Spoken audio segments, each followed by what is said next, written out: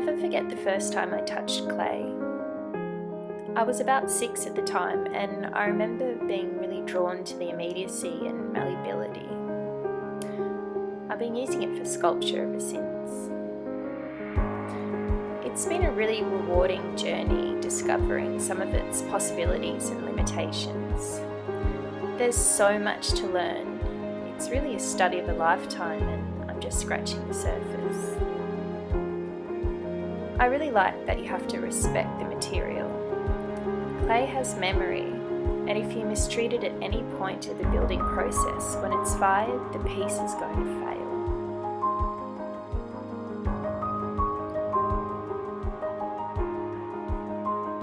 Trial and experimentation have always played a big role in my working process, and the material lends itself to this, as no two pieces will ever be exactly the same.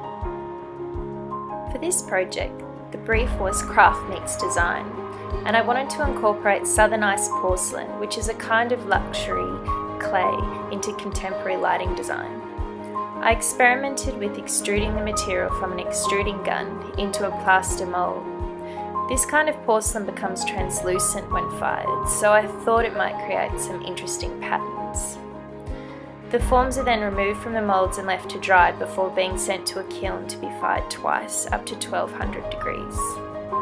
This kind of porcelain is also notoriously temperamental and prone to distortion or breaking in the kiln. There's a real process of mastering it, and essentially you need to get really good at letting go.